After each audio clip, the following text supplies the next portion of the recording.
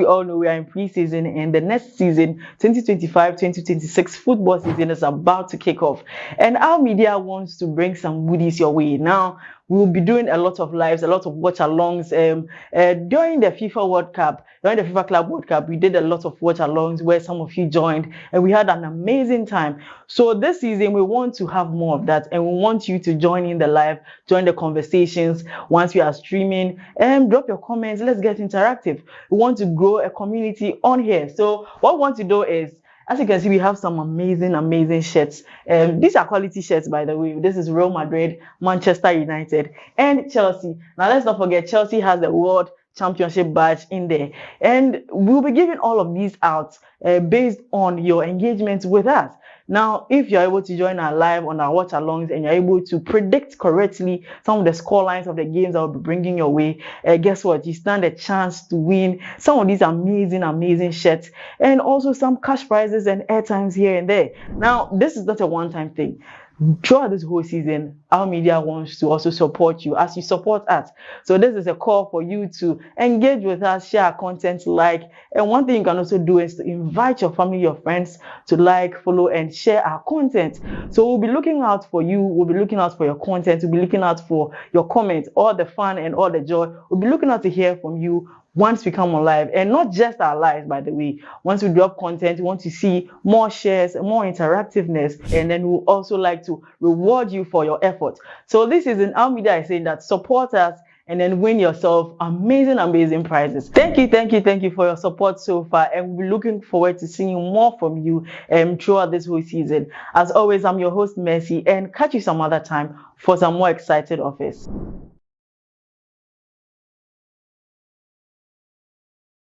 Hello sports fans, welcome to Sports on Our Media Sport. Today I'm full of smiles because I have some good news coming your way. Now, as we all know, we are in pre-season, and the next season 2025-2026 football season is about to kick off, and our media wants to bring some goodies your way. Now we will be doing a lot of lives, a lot of watch alongs. During the FIFA World Cup, during the FIFA Club World Cup, we did a lot of watch alongs where some of you joined, and we had an amazing time. So this season we want to have more of that, and we want you to join in the live, join the conversations once we are streaming, and drop your comments. Let's get interactive. We want to grow a community on here. So what we want to do is, as you can see, we have some amazing shirts. These are quality shirts, by the way. This is Real Madrid, Manchester United, and Chelsea. Now let's not forget, Chelsea has the World Championship badge in there, and we'll be giving all of these out based on your engagement with us. Now, if you're able to join our live on our watch alongs and you're able to predict correctly some of the score lines of the games I'll be bringing your way, guess what? You stand a chance to win some of these amazing shirts, and also some cash prizes and airtimes here and there. Now, this is not a one-time thing. Throughout this whole season, our media wants to also support you as you support us. So this is a call for you to engage with us, share our content, like, and one thing you can also do is to invite your family, your friends to like, follow, and share our content. So we'll be looking out for you. We'll be looking out for your content. We'll be looking out for your comments, all the fun and all the joy. We'll be looking out to hear from you once we come on live, and not just our lives, by the way. Once we drop content, we want to see more shares, more interactiveness, and then we'll also like to reward you for your effort. So this is in our media is saying that support us and then win yourself amazing prizes. Thank you for your support so far, and we're looking forward to seeing more from you throughout this whole season. As always, I'm your host Mercy, and catch you some other time for some more excited offers. Hello sports fans, welcome to Sports on Our Media Sport. Today I'm full of smiles because I have some good news coming your way. Now, as we all know, we are in pre-season, and the next season 2025-2026 football season is about to kick off, and our media wants to bring some goodies your way. Now we'll be doing a lot of lives, a lot of watch alongs. During the FIFA World Cup, during the FIFA Club World Cup, we did a lot of watch alongs where some of you joined, and we had an amazing time.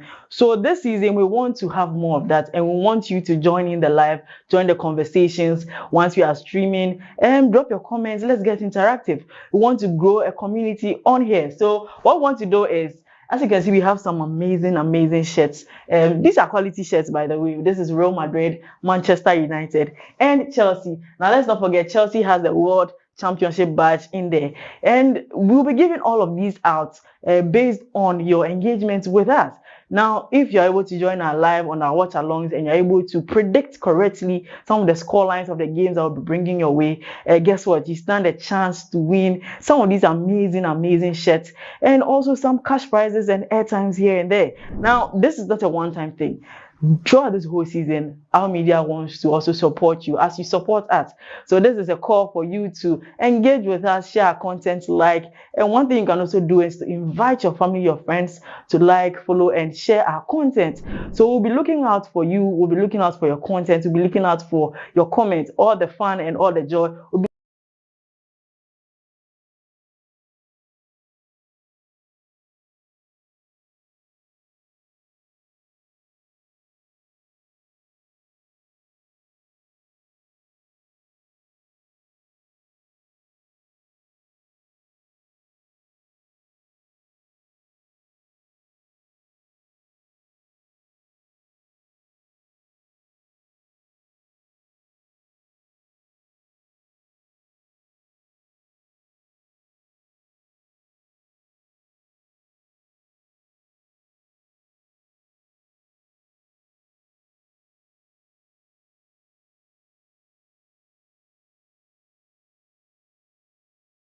from this is the Our Media Sports channel, and we are coming at you live today from the studios of Our Media with another crunch game in the World Cup Qualifiers on the African continent. It's giant South Africa, the Bafana Bafana take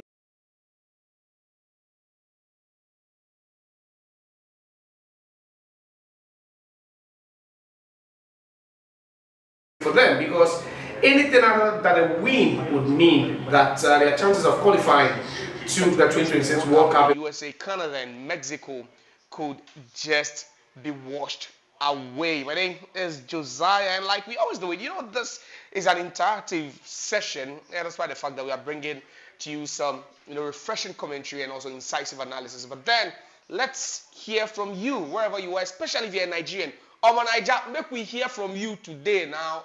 What do you think the final scoreline will be? Do you think Nigeria will get a better of South Africa, or you just believe that the Bafana Bafana will just try as much as they can to topple the West African side? The game has been played in Bloemfontein at the Free State Stadium, and that's one of the stadiums that actually hosted some of the games in the 2010 World Cup. We'll be bringing to you all the statistics, the history, and everything related to this game as the game progresses. But then, I'm always not here alone. I don't do this alone. I'm here with my partner in crime and my chief analyst, Courage. Courage, welcome to the show. Thank you, Lisa. How you doing?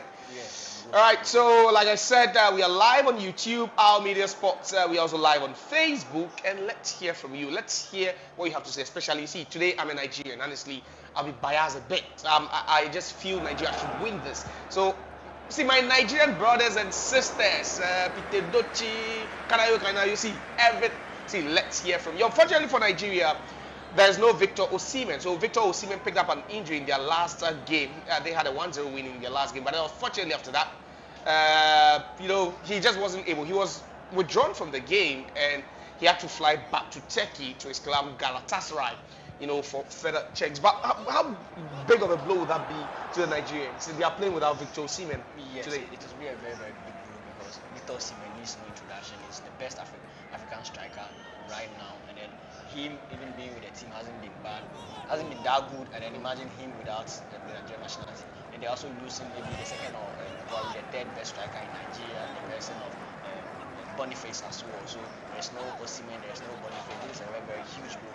And then to come to think of it, that they need goals. They need goals to be able to put themselves in a better position of qualifying. So Osimhen not in is a very, very huge blow to please Nigeria. So that's interesting. So Osimhen missing, Victor Boniface also missing. But then for South Africa, it's it's just the entire team for them. They've not really had any major casualties or any players lost to injury. What was that? Players slipped on their. I don't know if it's a trick. I don't know if it's a trick, though. But then this is a game you would always relish wherever you are. welcome to the live, coverage, commentary of that game. It's quite strange when you see, two players slip even on their way onto the turf, for the commencement of this game. I'll be running you through the lineups for both teams. But then, like I said, let's hear from you. Let's hear your thoughts. What you make of Nigeria's struggles. Yesterday, their rivals, their West African rivals in Ghana, got a win over Mali, which also pushed them further towards another World Cup bet. But for Nigeria, their problems and their troubles look quite different from Ghana's. Ghanaians have their own problems, but then for Nigeria, it looks worse than Ghana's, and they've not really, been at the top as far as the World Cup qualifiers is concerned. But then let me quickly run you through the lineups. We start with the home team, where they have Ronwen Williams, one of the best goalkeepers on the African continent, man in the poster for South Africa. There's Kabini at left back. There's Mbukazi, also partnering in Gazana in the heart of defense, and then also there's Induyelwa. That's it. He's also playing at right back for South Africa. Now in midfield, there's Mokoena over there, and then also Obas. And then you have front three of Nkota, Imbule, Apolis playing behind the top striker, Lyle Foster, who plays for Burnley in the English Premier League. Now to Nigeria, we have Stanley Nwabali, who is the safest pair of hands for them. Ola Aina also plays in the Premier League for Nottingham Forest. There's Benjamin Frederick also in there. William Trustekor will be captaining the team this afternoon in South Africa. There's Calvin Bassey, he plays for Fulham in the English top flight. In midfield, there's Del Bashir, Wilfred Ndidi, Moses Simon at the wings. There's Alex Iwobi. There's Ademola Lookman, who plays in Italy, and then also there's Cyril Dizes. Now, Kaich, it looks like a fairly good team. Yes, there's no Osimhen, there's no Victor Boniface, but it looks like a fairly matched squad. From both. Yeah, this is a star-sided team, very well arranged by the Nigerians, and then the fact that there's no Osimhen, Desire is equally a very, very good and a potent striker. I've watched him in the CHAN, the local-based tournament, and then he was very, very good. He delivered. I watched him even against Ghana in that four nations tournament in England. Yeah, he delivered very brilliantly. He won the tournament eventually. Yes, he was very, very potent. And then he's a very good striker. And then you have the likes of Ademola Lookman, Alex Iwobi, Simon, and then Chukwueze. I don't think they should be short of goals. These are players who can provide magic with their individual brilliance at any given time. So, though there will be no Osimhen in action, there will be no Boniface, but then I think they have what it takes to produce goals. So it shouldn't be dependent on one player. This is a teamwork. So if someone is not available, the other should be able to fill in the boots and also deliver for their country. But then one interesting thing is their captain Ekong is back. Yeah, Trustekor is back. Yes. He was left out in their previous game, but then he's back leading the lines. And then this Nigeria team, aside the goalkeeper, who is Mwambale, also plays in local league. All these players are well-established players. These players they play their trades in Europe. And then they are known players on the African continent and then world at large. But then on the flip side, there are these South African team is you can only talk of maybe some three players. The goalkeeper Williams, Mokoena, and then one other player. But then the rest are low-key guys who mostly from Mamelodi Sundowns. Exactly. So they have about 4 of their starting 11 playing for Mamelodi Sundowns, and about 3 of them also played for Orlando Pirates over there. No disrespect to the local league, no disrespect to the African continent, no disrespect to the African Champions League. But then, if you want to, for pound, if you want to rate the standard of the European League as compared to the standard of the African League or African leagues, there's vast difference. Let's just accept that fact. So, if you want to just oppose this, Nigeria might have been on a better rate than South Africa, but then come on, this is national team, and then whoever dons the jersey of the national team is poised for action and then ready to deliver what it matters most to at least propel his team to a better chance of winning. So I'm expecting a very good game, and especially South Africa playing in front of their home fans. I know what they're capable of. They started in the antics already. So happened there. Exactly. All right. So thank you so much. That's Courage. You'll be my wingman for today. My name is Josiah. Let's don't forget that we are giving away some cool prizes as well. Just predict the outcome of this one. make we hear from Una. What you figure say the final scoreline could be like? Make we hear from Una. We want to know what you think the final scoreline will be in this big game between South Africa and then also Nigeria. Don't forget that Nigeria would really need, to pull a win here to at least, increase their chances. Already it looks slim, but then if they would stand a chance of qualifying to the World Cup next year, then it means that they would have to dig deep against this very, very relentless and resolute South African side. Kickoff will be in a bit at the Free State Stadium in Bloemfontein in South Africa. And South Africa has been led by their man Hugo Bruce, as well as Nigeria being led by the former Mali tactician Eric Chill. And kickoff is underway here at the Free State Stadium in Bloemfontein in South Africa, and it's Nigeria playing from right to left. They are in their all white, attire, their away jersey, traditional away kit, and some green stripes, on the shirt as well as the shorts. And for South Africa, usually they are just in their yellow top and green socks, green shorts and yellow socks. So Rowan Williams will have the ball now, and I think the game will definitely produce a magical moment, won't it? Yes. Two heavyweights. Yes. Just once some few seconds into the game, and then goalkeeper has already been called to action. This means you have such a match at home to watch. All right, so it's South Africa now in possession. Now is Nduyelwa, and they are been playing with some level of confidence. But then he sets up Nkota, and Nkota was just pulled from behind by the left back for Nigeria this afternoon, Calvin Bassey, who plays for Fulham. And already there's a foul free kick award. You can see Bassey a bit strong over there and just pulling the neck of Nkota's shirt. And that was the right call from the referee, actually. Yes. Initially, I thought it would go in favor of Nigeria, but watching the replay, that's very, very spot on. So South Africa with a free kick quickly taken, and Teboho Mokoena receives it, but then referee will order them, to retake that free kick again. And for the official, you'd be thinking it's one of the biggest games that could decide the fate, of either of these two teams. No room for errors this afternoon. Yes. There's VAR also at work. These are very, very strong officials with no bias, so we expect everything to go on without any inconvenience from the referees or men in the middle too. All right, so it's a long one hit infield, and you have South Africa trying to chase that one, but then that ball will fall kindly to Stanley Nwabali, who will launch one forward, and another pull there by Cyril Dizes. He plays in Scotland for Rangers, and the referee will have a word with him. I don't know, but the Nigerians already look physical and combative there. I just look at another pull there, Cyril Dizes on Nduyelwa, and twice in the space of about a minute we've seen Nigerian players bundle or even pull the shirts of South African players. But it's the turn of South Africa to enjoy possession now. Apolis moves in field to find Albers. Now to Rowan Williams, and a long one as well, but then that will be recovered, and he won't be able to hold on to that one for the meantime. But then it's Benjamin Frederick. Sorry.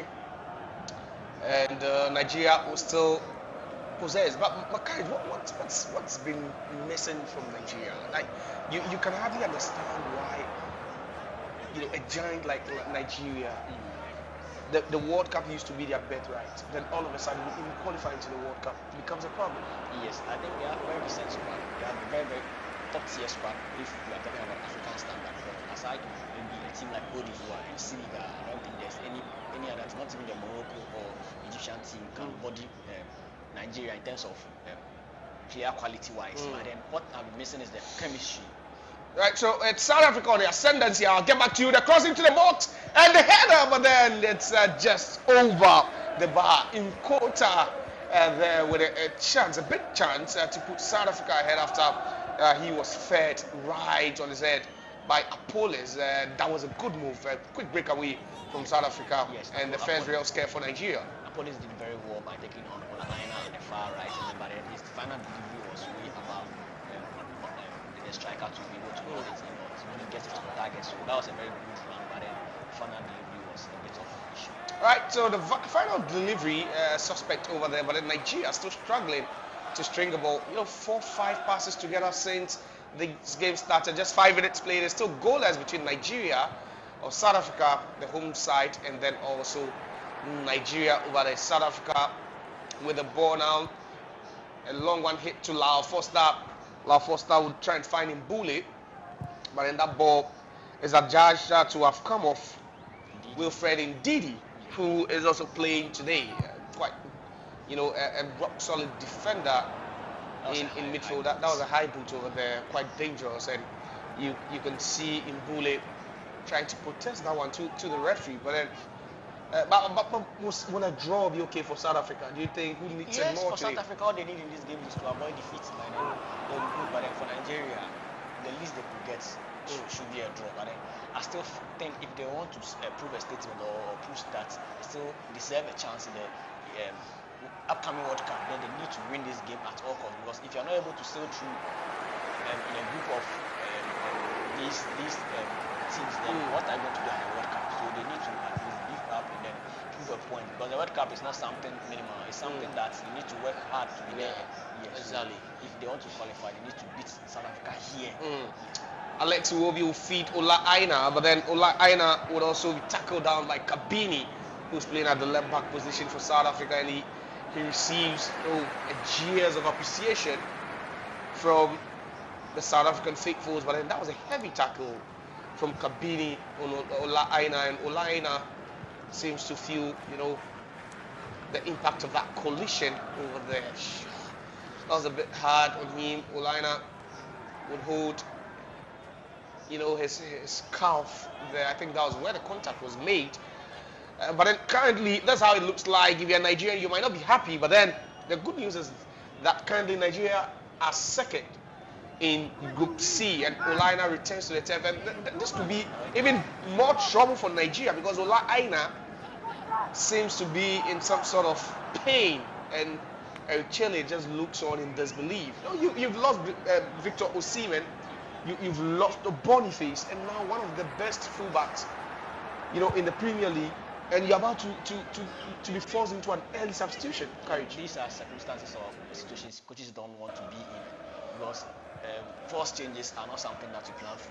It just happens just like that, and it distracts your strategy and then also your substitution plan. So the coach will be praying right now that Olaina is able to continue. And then come to think of it, he's one of the best fullbacks in Africa and then in the world at large. So if Olaina is not able to continue this game, it will be a very, very big and a huge blow to the Nigerian national. Which state are you watching us from, especially if you're in Nigeria? Is it Oyo State, Akwa Ibom, Lagos, Abuja, Port Harcourt?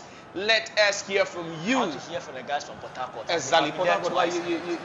Yeah. Port Harcourt guys. No, it's a rich state. Yeah, it's a rich state. Yeah, it's a state for like the top guy, the big. No, come on. I've never been to Nigeria, but I've read a lot about Nigeria, and I know that Port Harcourt will definitely be a place I want to visit any day. Yeah. You've been to Nigeria twice.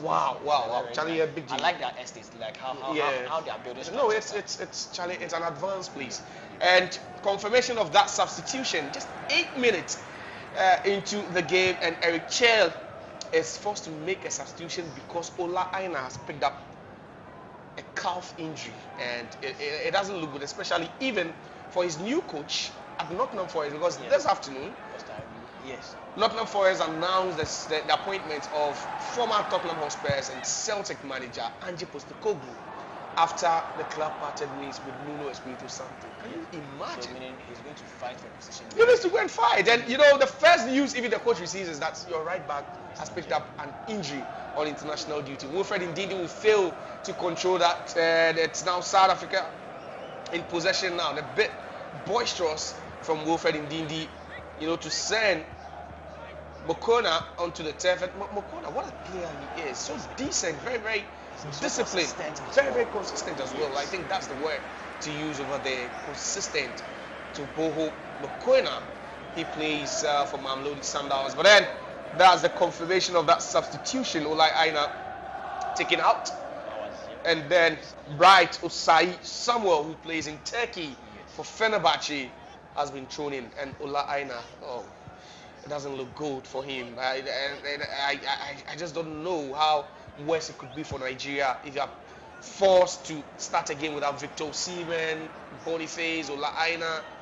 It tells you that they are really struggling. But then Nigeria will be hoping that they can at least, just find some fortune at the end of this game. And that's so poor there by Moses Simon, who tried to apply some trickery over there, but then shot wide, like about 1,000 miles away from the pole.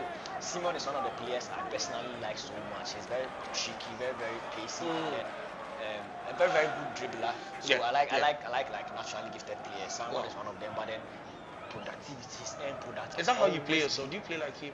I used to bit. You used to play. I don't want our fans to say go and bring your receipts. Exactly. They'll tell you. They'll ask you to post it. Yes, disappointing. Yeah, very unproductive from Moses Simon. And it's about 10 minutes played in this game at the Free State Stadium in Bloemfontein in South Africa. South Africa still drawing against Nigeria over here. And currently, like I said, Nigeria is second with 11 points, but then they trail South Africa by 6 points with 2 games to go. So if the game should end like this, then going into the last 2 games in October, it means South Africa will only need a draw to qualify. That's also dependent on that result between Benin and Lesotho later today. But then there's Moses Simon coming forward again. He manages, he tried to just hit that one, at a Nigerian, South African player. But then unfortunately the referee says that is a goal kick and no corner kick. But I think it should have been a corner kick because that ball came off in Duyewa. But then the referee says no, it's a goal kick. And Rowan Williams is quite livid there. But then that's it. Also a very good goalkeeper was part of that South African team that made so much promise. They showed so much promise in the last AFCON in Cote d'Ivoire. He's not really been bad himself, and I don't know if you choose Rowan Williams over Andrew Nana at this point. No, come on, no. Oh no. But wouldn't you choose Rowan Williams? No, yes, this is even to our viewers.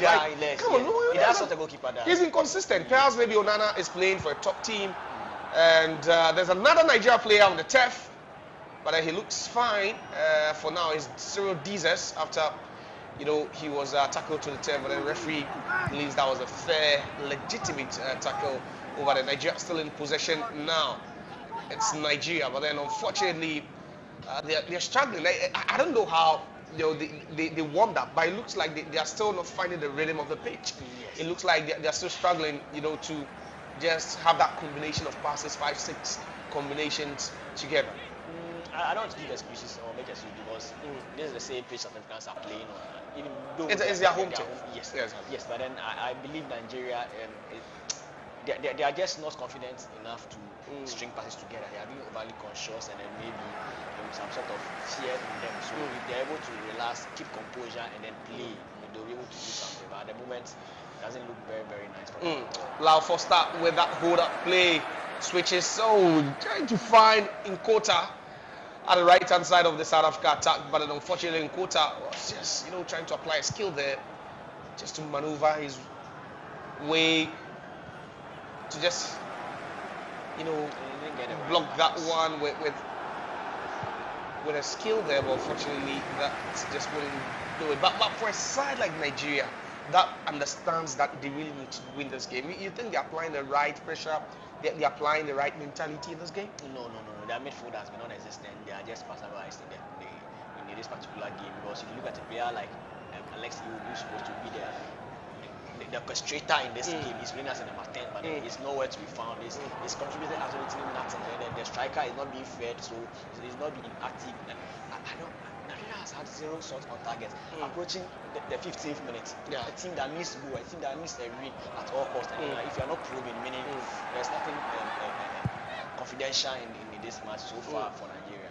Interesting. So Nigeria, they just don't look like the team with their tails up. They don't look like a team that needs a win at all costs, to even just increase their chances of qualifying to the World Cup next year. Already, we've seen 2 African countries book their place at the World Cup. Morocco were the first with 3 games to go, and then also just yesterday we saw Tunisia also qualify. So 2 North African countries, but then other countries would have to wait until October to see if they are able to qualify, especially Ghana. Ghana would have to wait until their next game to see if they can qualify to the World Cup after beating Mali yesterday, which took them back within touch and distance. But now it's throwing to South Africa, and it's Induyel Lawa who takes that, and the game has lacked so much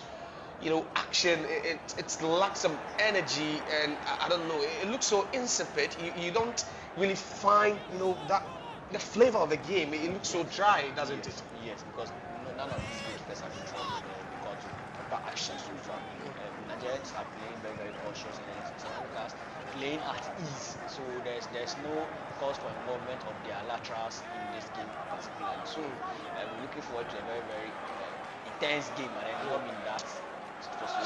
All right, so it's Nigeria trying to break away, and it's Shai Samuel who had to come on for Ola Aina, who picked up an injury, but it's just getting a bit more physical, over there. Nigeria would start complaining. They are saying that should have been a foul on Bright with Shai Samuel over there. He had 2 South Africa players trying to just bundle him off the ball. Yes, they did, out of the pitch, and it's getting feisty, and this is what sometimes you would want to see. This is what brings back the life into the game. The players coming together, not really, I don't know, it's not more like a fight, but then sometimes you need this as a player to wake you up. Yes. That wasn't a foul, to be honest, because they shouldn't him off the ball and then try to prevent him from having a proper fashion of the ball, and then they managed to keep it in, but then I think this is been this intense because of what has been happening on social media, and then also from the crowd, because you hear a lot of noise. Exactly. It's also gingers the players to play to their the fans' emotion. So this is just one of those things, and there's nothing serious to be considered. All right. So the Free State Stadium in Bloemfontein is a venue for this hot fixture between South Africa Bafana Bafana, and then also Nigeria. Is Calvin Bassey trying to locate Ademola Lookman in space here. He does well to control that for the first time. Vasquez with his chest, but then he would lose possession, and you can see the physicality, you can sense it. Ademola Lookman coming together with Imdu Yawa, and the both players are exchanging words, and it's getting feisty and more interesting, and this is what you want to see. Niger, let's hear from you. See, my Nigerian brothers and sisters, let's hear from you. Where are you? If you're South African as well, let's hear what you have to say about this one. Let's hear your predictions. You can win some amazing prizes as well. The first time Ademola Lookman was called to action, he received a caution for indiscipline. I think he was. That just in football rules, we don't retaliate. Okay. So that I think perhaps retaliation in football is always an offense. But then it's Nigeria trying to come again as Alex Iwobi. He wouldn't really get hold of that ball. Referee waves play on, and it's getting more heated in this matchup. But then South Africa would also be hoping to have their chance here. Now they are moving. There's a long pass on the left-hand side, trying to find Nkota. Nkota has 2 Nigerian players, charging him down, but he does well to keep that one in play. It's still South Africa. Lovely ball. And South Africa are making advances now, but then that was a heavy touch that allows Nigeria to clear their lines momentarily. But then this could be dangerous for Nigeria. Should this be the first goal? And no, that was a good save by Stanley Mwabali, and the flag goes up for offside. And come on, you can see the adrenaline. This is football at its best. So that's it. The flag went up, but then that was a scary moment for Nigeria at that point. You can see Lyle Foster in an offside position as well. But then it was Zapolis who had to check onto his right foot, and Wabali tried to put his body behind that ball. The save fell to Lyle Foster, but then Lyle Foster in an offside position. Yes, that was a very good goalkeeping from Stanley Huabali to be able to keep that out of his net. But then Foster couldn't position himself well, and then was also for an offside. First incursion by the South Africans, and then we hope to see more lively scenes like this. So let's also hear from you. We are live on YouTube. We are live on Facebook. It's the Al Media Sports. Let's hear from you. Where are you watching us from? Especially our brothers from Nigeria and then also South Africa. I'm sure if you're Ghanaian, you would want to chip in. Maybe knowing that Ghana are on the verge of qualification, Nigeria are just struggling. You know, it brings you some sense of joy. I don't know. Ghanaians are sometimes, not just Ghanaians, but Nigerian Ghanaians are all petty sometimes, you know, as far as sports is concerned. So let's hear from you. Despite the fact that the two teams are not playing, the Jollof Derby still continues. But now it's Nigeria. Calvin Bassey around the center circle. Back to Alex Iwobi, who has dropped deeper. He's playing as a number 10 for Nigeria, but then no conviction behind that pass. And Calvin Bassey will head that one back. South Africa will clear that one infield. And it's still South Africa. Intoka will lose possession of that ball. Moses Simon would recover that loose ball, but then he has a South African player in his way, and Moses Simon has really been disappointing in the first 20 minutes of this game. We've not really seen the best out of Moses Simon. A quick, would-be skillful player, and today he looks flat and average. Okay, so per the formation, the Nigerians are playing 3-back with more midfielders, and they are playing 4-3-4 formation. So you could see Ademola Lookman playing ahead of Simon in that order. So meaning Simon is a wing back, but operating more offensive because the wing back, the defensive position has been covered by the giant defender from Fulham. Yes, so it gives him more space to attack, but then he's not been that effective. So if he could only swap positions with Ademola Lookman, maybe that could bring a bit of magic to the Nigerian team.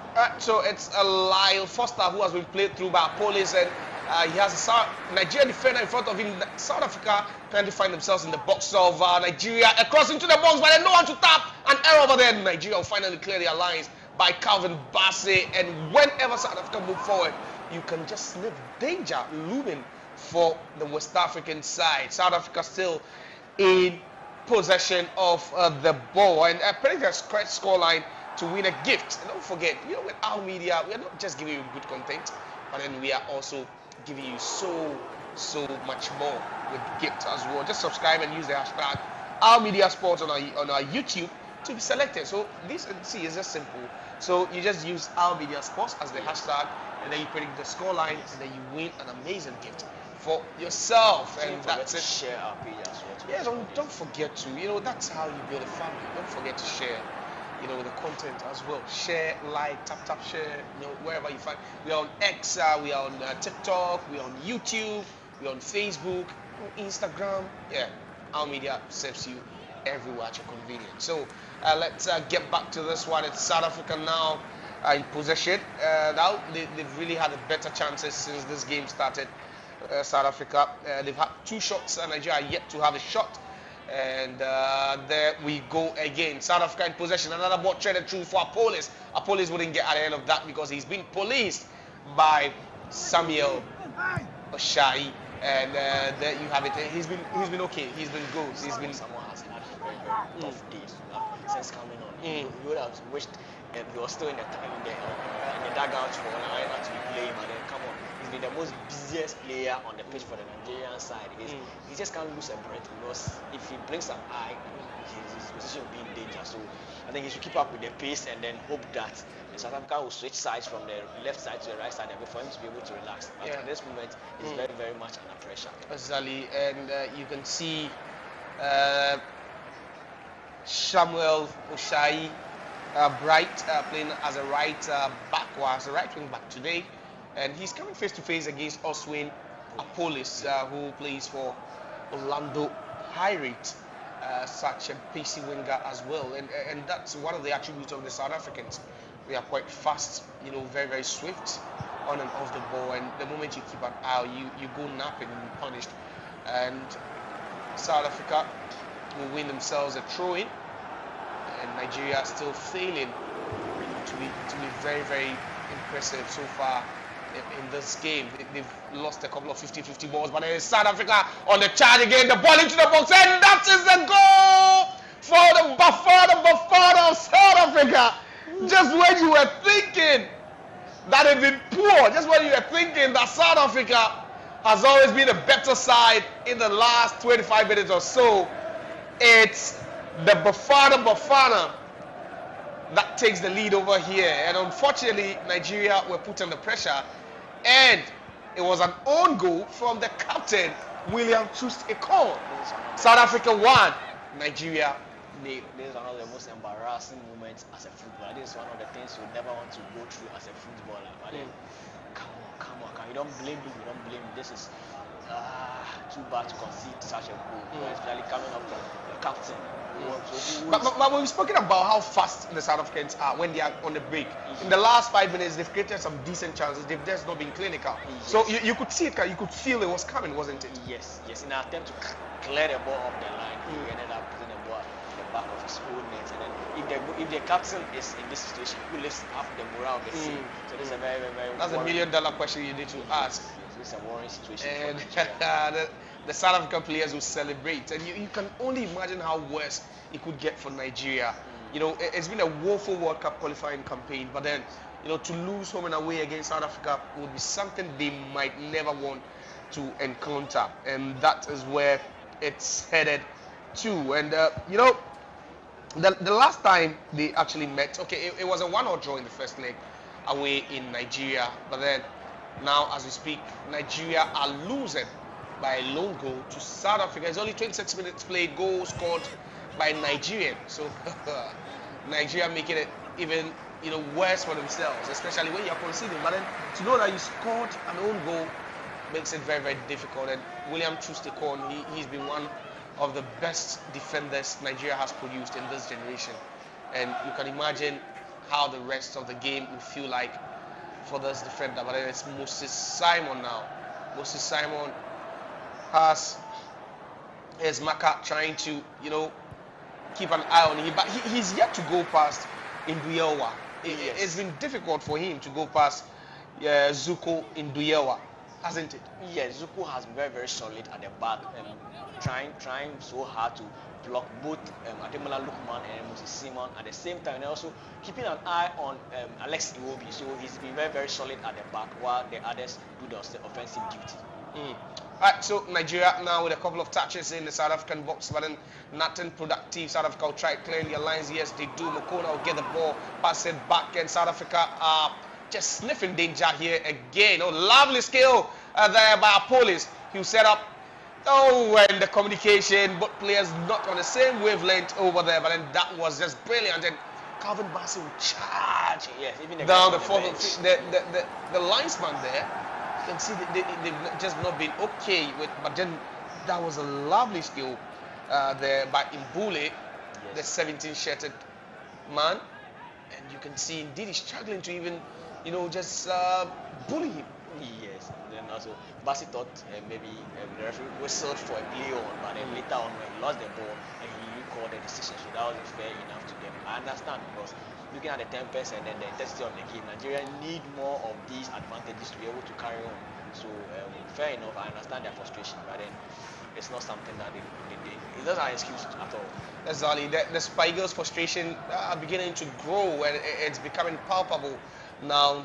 You know what they are facing, because failure to win this game will mean that they are out mathematically of the World Cup place. There's no way they can qualify. You know, funny thing. No, it's been going on the internet since I think match day 7 or so. They claim they have a pending how to call it. Is it issue boardroom points? Yes. Against? Yes, a pending. So there's protest. a case. Okay. Yes. So for deduction from South Africa. Why? So what was offense was out? Some finding very hard to get for offense, but then it's been among some session of just protest that something like that might go on to favor them. So interesting. But let's see if it happens. And you'd ask, how many points will South Africa be deducted? Because a win for South Africa now would open a 9-point gap between themselves and Nigeria. And with 9 points, come on, there's just no way back into this one for the Nigerians. Moses Simon on the left side will tread one to Ademola Lookman, who won't be able to get at the end of that one. Ball looks a bit overhit, and the Atlanta chap there, not showing any emotions though. But it's really been, a very, very challenging afternoon or evening for Nigeria in this game. South Africa lead them by a lone goal. We're approaching the 30th minute mark over here. Makona. And it's now back to Rowan Williams. Rowan Williams will control that, look to launch one for it, but he doesn't. He goes to the left side where he finds Kabini. Kabini will go back to his goalkeeper, and the South Africans are now, beaming with confidence now, after taking the lead long ago. But then a bit overhit, and the South Africans will still manage to get out of trouble with one long, overhit ball. It's 30 minutes. And it's South Africa leading Nigeria by a lone goal. Hugo Bruce watches on. Eric Chale can't sit. And that's when you know that there's a lot at stake. Yes. For Nigeria in this particular one, especially if they want to qualify to the World Cup. So far, South Africa has passed the ball 109 times. That's against Nigeria. 77 ball possession. It's 58-42 in favor of South Africa. Tells you that not just the scoreline, the most important statistic, but an even possession in other departments. Nigeria just trailing. Yes, Nigeria, they're not doing good, honestly, because they're supposed to be the most urgent team, and as it stands now, they've not even created a chance to even talk of having a shot on target. They've not had any proper chance creation to be able to test the goalkeeper or the defense of the South Africans. It's been South Africa from the blast of the whistle to the 31st minute as we speak now. So Nigeria are showing no sense of urgency. You could see players like Ademola Lookman feeling very, very reluctant, and other players as well. But then you see the South Africans, they are working tirelessly and effortlessly to bring some cheers to the minds of the South Africans and to make the nation proud. So Nigerians have a very, very long way to go if they want to make some amends or make something meaningful out of this particular game. All right, so let's see. South Africa nearly playing themselves into trouble, but their confidence has been quite exciting to watch. They've not really been in a haste to just balloon the ball in field or whatever. They try to play from the back with their ball playing goalkeeper. But it's South Africa again, and this time they'll lose possession. It's in Duyawa, who was trying to make something happen for the South Africans. It's a throw into Nigeria now. Calvin Bassey playing more as a left back, but then he has some support also from Moses Simon. William Chustikon, Benjamin Frederick, Bright Ajayi into midfield to find Alex Iwobi. Calvin Bassey back to Alex Iwobi. Alex Iwobi would find Ademola Lookman. Lookman wouldn't be able to hold on to that one. But then is it Kota, who is on his bike, and a long cross. But then Showbooting there. Interesting. Wilfred Ndidi will move central, find Dizes, and Nigeria would also take their turn now to show what the attack is made of. They've really struggled with goals, Nigeria, in this tournament. In 8 games, or in 7 games, they've scored 8 times. And including this one, that makes it 8. So it means they are averaging just a goal per game. Nigeria tells you how poor they've been offensively. And for South Africa, they've scored 14 times so far in 8 games. In this qualifying campaign, they've only conceded 5 for South Africa, and a healthy goal difference of 9 there for the South Africans. It tells you that this is a very, very well drilled Nigerian team, South African team, sorry, if I should say. It's Moses Simon now. He's been very, very reserved all evening. Alex Iwobi, the former Arsenal chap, currently with Fulham in the English Premier League. Oshai would find Ndidi, and Nigerians are enjoying that spell, but they will lose possession. And there's Lau Foster charging down, and there's Benjamin Frederick who intervenes that, and that would have been another disaster for the Nigerians. You could see Lau Foster just couldn't get hold of that ball as he had wanted. A couple of touches just the wrong way, and just look at that.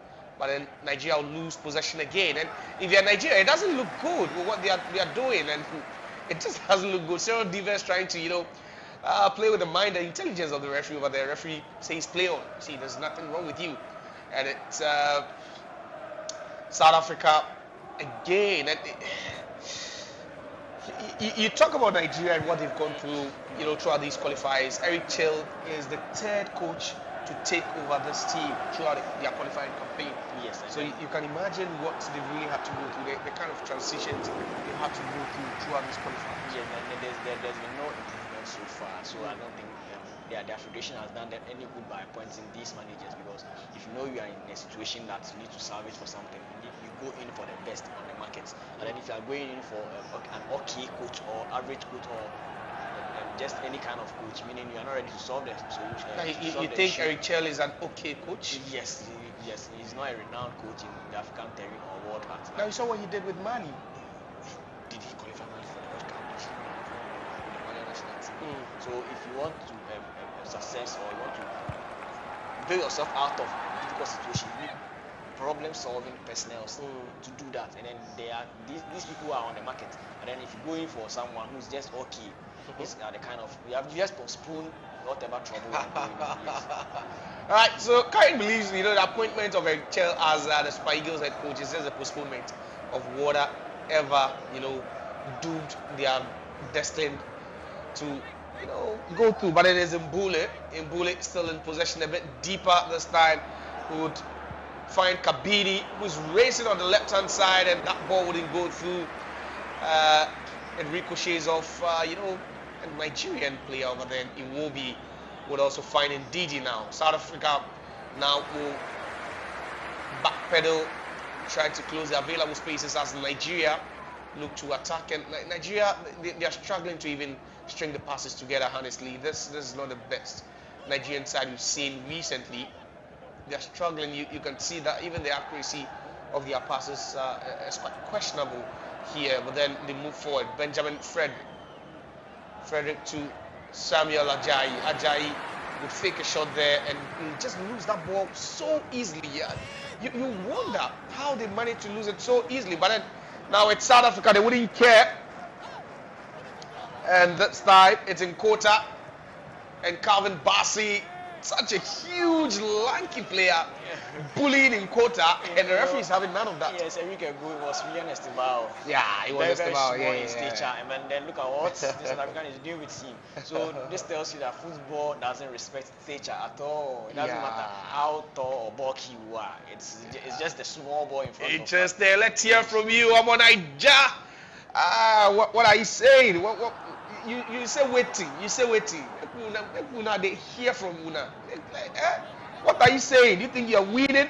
This one says Benjamin Sub, or YouTube says Ghana we are free. Oh yeah, it's true. Sally Ghana we are free. And it was a nice time here Ghanaian yesterday. To know that the Black Stars won at home against Mali, and it means that the Black Stars are just one win away from qualifying to the World Cup. And then also, this one says Amcho Abula come from Ethiopia, win Nigeria too. So Amcho Abula thinks that Nigeria can come back, stage a comeback and win. Yes, very, very positive. 2-1. Esther Efri Ekumaze is on Naija, and she added the laughing emoji. I don't know if she's trying to be sarcastic, but when Naija with those laughing emojis, the team is currently losing and you're laughing. I don't know how some people can just be heartless. But let's continue over here. We are live on YouTube, our media sports. We are also live on Facebook. And it's a live commentary of that game between South Africa and then also the Super Eagles of Nigeria. South Africa leading by 1-0. Goal scored by the Nigerian captain, William Trustekon. An own goal it was. These with the ball now. Moved central into the center circle. We'll find Alexi Wobi. He was spraying for about 10 meters.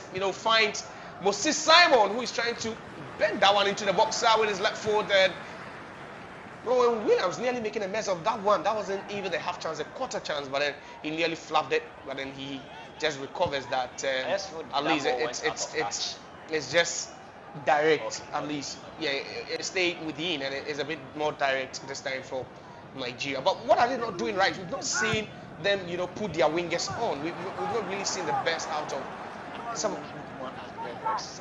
Ademola Lookman has been silent, but then Nigeria will still push forward. Let's see what's happening now. And it's a corner kick to Nigeria, and they are pushing for it at least. But I can imagine what the Nigerians are saying back home about this team. The frustration between Ghana and Chad. Of course. The frustration back home where you feel like even Ghana's in the latter part. Yeah, don't come home. Don't come home. See, go to wherever you are going, but don't step foot in Ghana. We don't want to hear. Ademola Lookman to effect this one. 40 minutes played. South Africa 1, Nigeria 0. 2026 World Cup Qualifiers on the African continent, and this is an interesting game in Group C. So at the stand, South Africa, after 8 games, have 19 points. Nigeria are 4th with 10 points.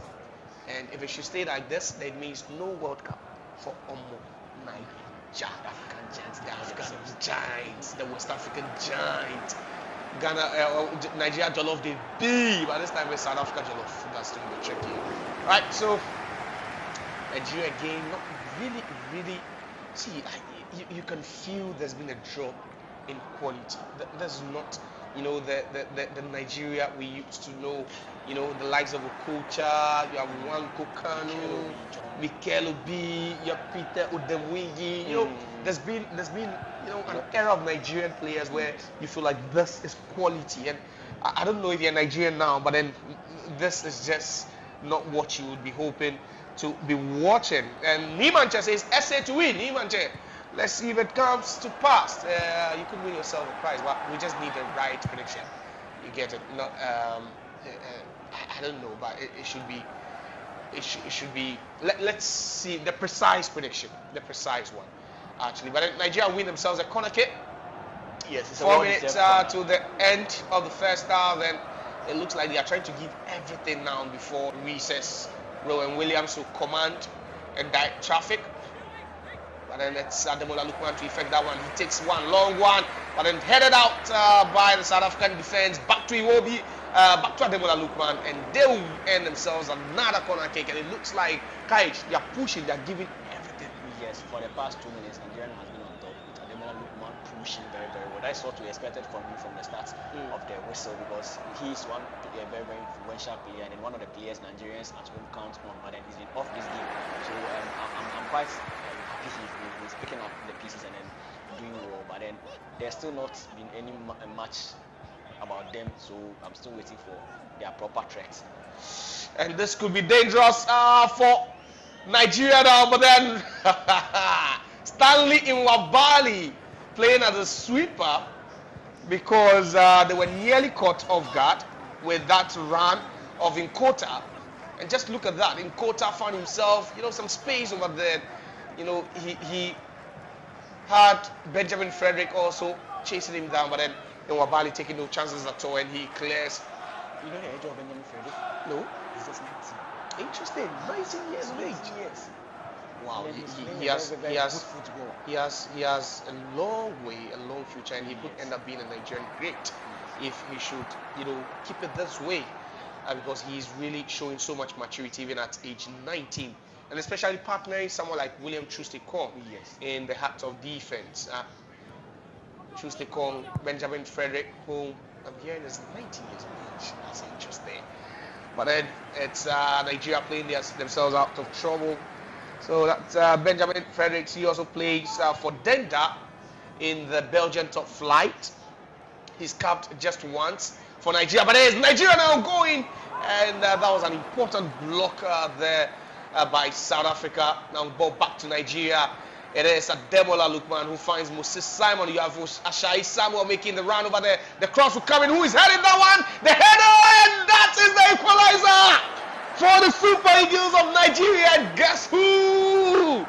It's the giant Calvin Bassey. Yes. Who pulls parity for the three-time African champions, and you can see the sheer ecstasy and excitement. The very first time. See, I expected this switch. I expected Ademola Lookman to come to the wings, and then Peter Simon shifting to the other side. So the first time they switched, look at what happened. This is getting interesting over there, but then it all starts with a beautiful move by Ademola Lookman. And you're thinking, you know, you should be using the player as a decoy, but then he had to power his way, because you had Cyril Dizes also challenging for that one. And just look at that. Over the top of about 3 South African players, and he rose highest to knock that one. The ball hits his arm. Yeah, but I don't think there's VAR. There's VAR in this. You see, it came off the arm, and that's the protest. But then Stanley Bali, everyone is charged up for Nigeria now. I don't know if there's no VAR here. There hasn't been VAR. There's no VAR. There's no VAR. So So something that South Africans will complain about for a very, very long time. yeah, there's no VAR here. Maybe perhaps VAR would have chopped it off, but fortunately for Nigeria, it's goal confirmed, and the game has restarted. So Nigeria, they've drawn parity here after, but then it's not that, because in Kota is charging forward and crossing into the box, and the goal scorer for Nigeria will block that one. And Calvin Bassey, this guy is a giant. And 45 minutes up now, and we'll be confirming the number of minutes that we'll be doing as added on time, as this game just grows in momentum. It's now Apolis. Apolis wouldn't be able to hold on to that one. 3 minutes has been flashed on the board, and that was a cross by Samuel Ajayi into the box. And the header, wow, that was a powerful header. Used to And direct the ball into the net. Came off his arm, but then there's no VAR. There's no VAR, so Don't blame the referee. If I remember, in that double-legged game between Ghana and Nigeria for the 2022 World Cup, there was VAR, Ezali Osimhen, there was VAR in Nigeria in the penalty, and that was a goal they could score. But then Moses Simon here in Nigeria, now after drawing level, they believe that they have what it takes to even take the lead for the first time in this game. But then unfortunately they lose in Kota now with the ball, and Kota has Calvin Bassey. Calvin Bassey has been his nemesis throughout the game, and it's now time for Mbule. Mbule loses the ball, and referee says it's fair. But then what are they doing now? Nigeria, they look like they don't want to attack. Cyril Dizes finds Moses back again. Oh, what a lovely ball over the top. And Nigeria still in possession. Lovely to Wilfred Ndidi. Ndidi will hit that one, and it's still Nigeria, and they are threatening Simon Moses. Simon Moses will cross into the box. Who's heading then? But then it's been cleared, and Nigeria. And that's how swiftly momentum can just shift. And this could be dangerous for South Africa if they do not clear their lines, because it's still Nigeria. Now he moves to the right hand side, finds Samuel Ajayi, checks onto his left foot. Is it Iwobi? The cross into the box, but then it evades everyone, and Simon Moses will gather that ball at the left hand side of attack, and it's still Nigeria for the past 2 minutes. It's now Ademola Lookman, the reigning African Player of the Year. Now it's Simon. Oh, lovely! He sits his opponent down, but then South Africa will clear, and this is what you call pressure. This is pressure from Nigeria. Now they keep knocking on the doors, and then Calvin Bassey is making a run into space. Yes, he does, and oh, this is just disappointing after Calvin Bassey failed to hold on to or get at the end of that ball. But we've not seen Nigeria this just so promising since the game started, and perhaps Eric Chell will just be pleased with what he's seen so far in the last 5 minutes. Yes, because out of nothing you managed to score a goal and then to draw level. Proud to this goal, Nigeria I don't have any proper education, so this is something we're very proud of going into the tournament. Thank you very much, and the referee also says thank you because he's blown the whistle for the end of the first half. What a game we've witnessed here at the Free State Stadium in Bloemfontein in South Africa. Match day 8 of the ongoing CAF World Cup Qualifiers for the World Cup next year in the USA, Mexico, and then also Canada. William Troost-Ekong puts the ball at the back of his own net on the 25th minute mark, and then Calvin Bassey also rising highest to nod home a cross from Samuel Ajayi. Half time, it's Nigeria 1, South Africa 1.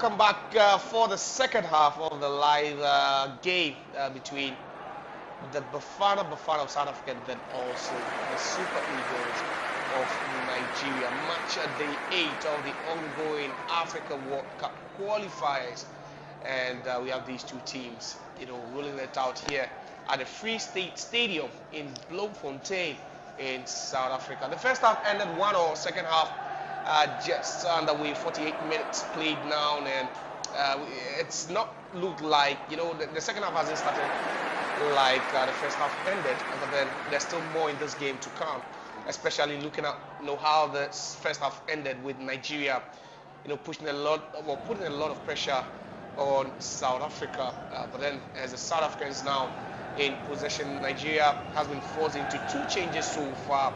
The first came after 8 minutes when Ola Aina was subbed off, and then William Trusty-Korn also didn't return onto the pitch for the second half after scoring that own goal that put South Africa up. So his place has also been taken by Bruno Onyemachi, and then also Cyril Dizes has been taken off by Tolu Arokodare. So you have 3 changes already for Nigeria, 2 before second half. Yes, and I said don't know why the Nigerians are such a difficult team. They have to step up, and then maybe they went to the scars that way forward to approach the second half, and then this year also being taken off. That hasn't been fair to the player because it wasn't fair to him. He wasn't giving any chances to show his goal scoring ability. So and then as again, he benefits the coach of he was in attack to the players. He was there. He takes over the captain's armband. He's not been that lively in this match, so we're expecting to do better, and then hopefully Nigeria can achieve something out of this particular. Right, so is their striker who just came on for Cyril Dizes. Oh, lovely skill to both passes. Maka is in the post, the ball, and that just flashes across the face of the South African goalpost, and that was just scary for a moment over there. You could see the move, the skill to go past the South African defender. He just hit that one in between the goalkeeper and then also the goalpost, and there was no one there just to connect. It was just pointing to the screen. Yes, these are some of the moments you miss a player like Peter Osimhen, because I can assure you he would have been there sliding to get a touch on this ball. The ball just went across the face of goal, just some few inches from entry into the net. So these are critical moments. I think a striker needs to be there to feast on this. But then this is the first incursion. In the subsequent runs, I think the strikers will be more lively and then waiting to connect these balls. Tolu Orokodare, and that's a striker, 24 years of age, 6'5", and come on, he is really a very strong guy. But then Del Bashiru will send that one a bit central, but then South Africa will clear their lines, and Nigeria having their moments though right before the end of the first half and right after recess. It looks like they've been a better team, and maybe the first 30 minutes you say yes, South Africa were the better team, but in the last 20 minutes or so it's all been Nigeria with the threatening balls and the big chances, but it's still Nigeria in possession now. A long one into the box trying to find a Wolverhampton Wanderers striker Tolu Orokodare, who signed for Wolves from Genk in Belgium. So he's yet to kick a ball for Wolves officially, but he's a Wolverhampton Wanderers player, Tolu Orokodare, and Nigeria have got a throw-in. And don't forget that we are live on YouTube, we are live on Facebook. Come on, Nigeria, comment. Let's hear from you now. Let's hear from you. You think Nigeria is winning? They consider the first goal, but then they show so much maturity and resilience to level the scoreline. There's a Iwobi here. Iwobi leaving the ball. You could wonder what he was trying to do there when he just could have decided to hit that one instead of trying to complicate things for himself. But then Mukona is fouled. Toboho Mukona has been quiet. We saw him. There were flashes of him in the first 50 minutes, but since then we've not really seen anything from the central midfielder of Mamelodi Sundowns and also Bafana Bafana of South Africa. Then it's South Africa now. in possession. Kadini, a long one. Kabini, rather, a long one, but then to no one in particular. And, you can sense it that yes, Nigeria wanted more, but then South Africa are just trying to wind down the clock because they have nothing to lose, especially if this game should end in a draw. Yes. Nigeria needs to put more of these consistency to be able to put some pressure on South Africa. So they should be. They don't want the Nigerians to come into the game. They just want the game to be as how it started from the first 30 minutes as we make it the North American affair. But then Nigeria can be very, very dangerous on attack. They can be very, very dangerous when coming from midfield. So they are trying to block all these energies and then try to kind of short of anything. Interesting. Del Bashir, referee whistles for an infringement, and it's Tolu Rokodare. Quite a bulky guy, and he's already, tormented the entire South Africa backline there with his strength and also that sheer tenacity there. Like I indicated, just 24 years of age, signed for Wolverhampton Wanderers from RKC Genk, and there are a couple of Nigerian players as well warming up, hoping that their 10 will come for them to make an impact in this game. Now, 54 minutes played. It's 1-1 between South Africa and then also Nigeria. And Blumfontein, a long one kicked, but then headed away, and Nigeria will have the throw. As a young chap, we just spoke about, Benjamin Frederick. You can see that was an offside there. That was an offside. We're talking about these two sides, and the last time they met in the FIFA World Cup Qualifiers, it was 1-1, and that game was played in Uyo, where it was Temba Zwane, who scored for South Africa inside 29 minutes before Del Bashiru also equalized on the 46-minute mark. So it tells you that it's always been tight between these two sides. The last time they also met again was when they played in the AFCON semi-finals, and Nigeria needed a shootout to edge South Africa in that one. But then it's South Africa now on the ascendancy. That ball wouldn't go through. It's recovered by the Nigerian Alexi Wobi. Nigeria loses possession, cheaply to South Africa. Mokoena back to his teammate in Duyawa. And you have Ngezema. He's picked up a yellow card already in this game. Mbukazi now. Mbukazi on the left foot, a long one. Hail Mary pass trying to find Nkota, but Nkota with a very, very poor first touch for that to go out of play. Yeah. Right, so Nigeria with a throw-in now, and Calvin Bassey has moved a bit more central after the substitution of William Troost-Ekong. So he's not pairing Benjamin Fredericks, but that's a long one trying to find Del Bashiru. Del Bashiru fed off that challenge from the South Africa. Oh, lovely skill over there, still Del Bashiru, but that's some good fight there. The good fight there from Kabini and Del Bashiru. That's Runwen Williams, nearly that was quite dangerous for them. But you just think that there's quite a number of goals or more goals in this one. Yes, we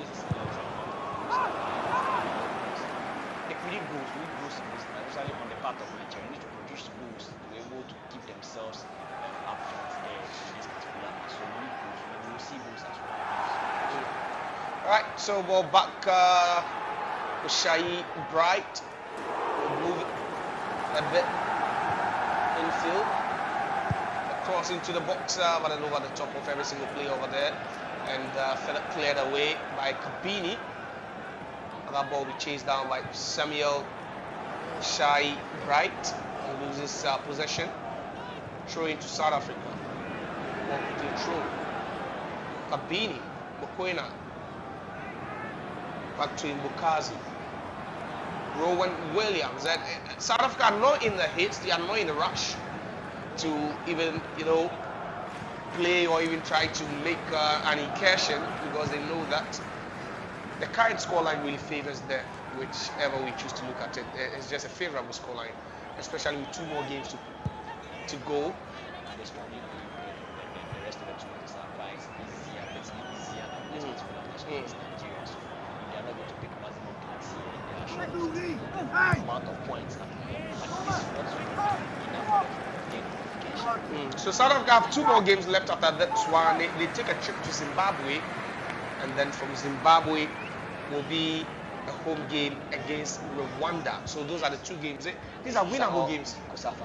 Yeah, exactly. Winnable games for South Africa, I believe. And for Nigeria, they will take a trip to Lesotho on match day 9 before concluding with a home fixture against Benin. And you'll be asking, if they fail to win this one, how would or what will be the relevance of these games as well? But we'll live to see if they'll be able to get something over here. And a free kick given to Nigeria because Lyle Foster ended up, injuring Calvin Bassey. Moses Simon. Oh, lovely. And it's Nigeria again coming forward. Players in the box now. And the shot deflected but then headed away. Indeed, he will recover, but then it's cleared away. And it tells you that not taking any chances at all. But Police with the ball. Oh, lovely. Imbula Police making the run again. But then you have Lau Foster also waiting for that ball. It gets to Lau Foster. Lau Foster has Calvin Bassey. Lau Foster still fends off that challenge. And it's Benjamin Fredericks going very, very hard on Lau Foster. Lau Foster still keeping it in play. And that's Kabini who will go into midfield to Mukwena. And it's South Africa still in possession now. Ball back to Obas. Back to Ndoyewa. And they're enjoying that spell of possession now, but ball not cleared well, and the flag is up against Lyle Foster Courage. Yes, this is the first attempt from passing on the start of the second half. Though they managed to get the ball into the box, they didn't quite do well by crossing the threat to the goalkeeper, directing a shot towards his net, and then another one for offside. They should have won this match. Can't finish. Right, so improvement, but then there's a South Africa player on the turf. Currently confirmation is the right back in Ndoyewa, who is currently on the turf. And don't forget that you can also send in your predictions, and we'll be doing some giveaways as well. The top 3 predictors will be winning, some prizes, airtime, jerseys, replica jerseys, like quite a lot. But it's also a joy to watch these beautiful, colorful ladies from South Africa. You can see singing and chanting. Very, very good. South Africa, Sally with that black skin, ebony, I believe. So that's just a side attraction, but then the Nigerians are not so happy because any result. These are Nigerians living in South Africa. Yes, of course. So their facial expression tells it all, and the big guns also watching on from the VVIP stands there. When Williams has also gone down, he's receiving treatment. And I don't know if it's just delayed tactics by the South Africans. I don't know. On the part of Brother Williams, what actually put which ball went towards him for him to be on the pitch. Like what happened to him? Nothing. There's not been any action closer to his net so far. On all basis, he's going down as he's injured. So I feel these are some of the tactics to kill off time at the early members of the first half, so that Nigerians will not be able to find their rhythm. You see, so yeah, these are some of the things they want to do to play advantage of that. Right, so let's still continue over here. It's a live commentary match day 8 of the ongoing World Cup Qualifiers. South Africa taking on Nigeria. Let's hear from you wherever you're watching us from. We'll be glad to hear from you on the Our Media channel, and don't forget to also like and subscribe. Don't forget Roy Williams looks fine now. I think it's something that has got to do with his fist over there, but then we'll be hoping that their best goalkeeper will just be fine. And that's it. Currently, the goalkeeper, Roy Williams, he plays for Mamelodi Sundowns. He was part of that South Africa team that also, impressed so well in the AFCON not long ago. He won the best. One of the best goalkeeper as well, and later he went head to head with some of the top goalkeepers on the continent, the likes of Onana, Yasin Bono, and Zali for the top prize as well. But a substitution for South Africa. We'll be confirming that in a bit.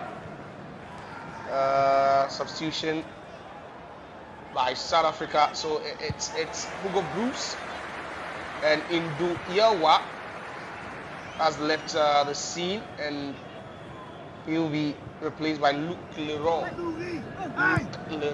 So that is the substitution currently for South Africa. The very first one they've had in this game. That's for South Africa. But then play will resume. There's a long one kick in, and it's Mbula. But then Mbula together with Nkota, failing to control that one. But now it's Ademola Lookman right at the edge of the South African box. He gets back to Del Bashiru. Del Bashiru would also find Samuel into midfield to Alex Iwobi. Iwobi back to Calvin Bassey. So Iwobi and Calvin Bassey are teammates. They both play for Fulham in the Premier League, and it's now Fredericks, that young chap with so much promise, but then lovely ball, and that was an offside. That's a foul rather than an offside. You can see the flag up, and I believe it was a fair challenge, but that's a tight call over there on Samuel Wright. Pegged his opponent off the ball. So. Yeah, exactly, and that's it. But currently still 1-1. Let's hear from you. Our Media Sports, we are live on the YouTube, we are live on Facebook. And if you're Nigerian, how pleased or displeased have you been with the performance of the Super Eagles throughout this qualifying campaign? Because anything other than win will be dangerous. But there are police with the ball, and South Africa still in play, and this could be dangerous for Nigeria. But that was a timely interception there. And wonder why they didn't pull the trigger. There could be another injury worry for Nigeria here. It's another injury worry for Nigeria as their fullback Bright Oshai Samuel goes down after tackling Mbula. How can you pull a trigger?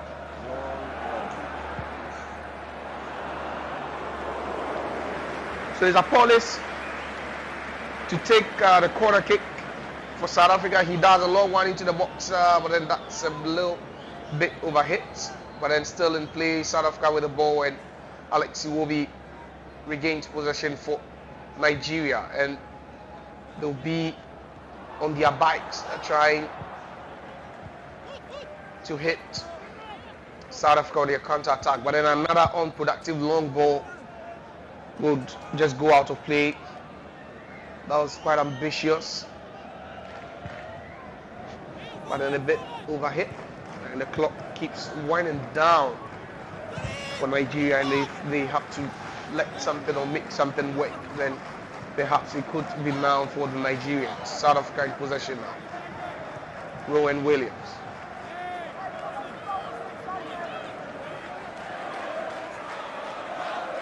This moment, both teams have already studied their opponent, and then we know the weak points of their opponent, but then it's a matter of time, because you can see South Africans want to enjoy their game more, they want to be on the ball, they want to have possession, but then Nigerians on the other side also wants to attack and then get some goals. So it's a moment everyone will prioritize whatever they want, because South Africans don't look likely to get a goal at the moment, but then they want to control the tempo of the game.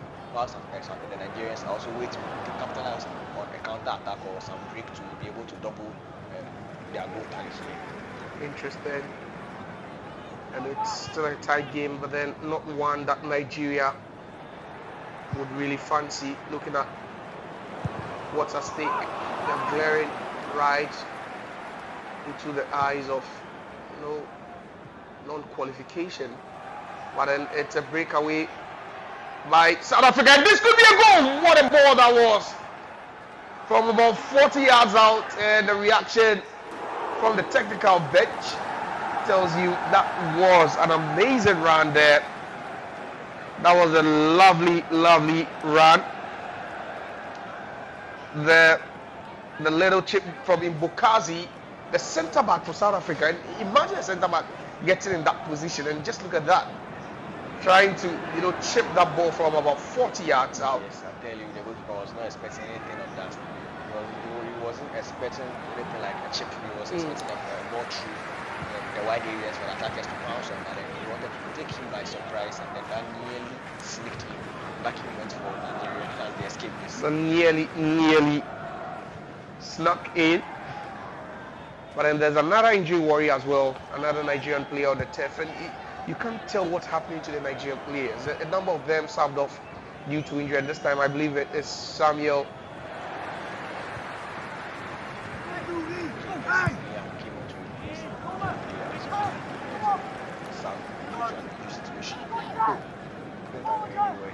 The worried moment for Eric Chale, the head coach, but there's the South African fans that won't be able to hide their joy. That's nature at full display there. And the South Africans know that perhaps they're on their way to the US, Canada and Mexico next year. They know that. But that's substitution. Wilfred Ndidi, who picks up a knock, and he's been stretched off over there. But then that earlier ball again from Mbokazi, and just look at that. That was just ridiculous from the centre back. Trying to chip. Hugo Bruce wraps his hands around his head. Yeah, but then Nigeria falls into another substitution after Wilfred Ndidi was served off due to injury. So Wilfred Ndidi is not the only one. Moses Simon also out. And Christantus Uche takes the place of Moses Simon. And we'll be confirming the other substitutions for you as well. So Christantus Uche actually takes the place of Wilfred Ndidi. So it's not Moses Simon rather, but then it's Wilfred Ndidi. So a long one.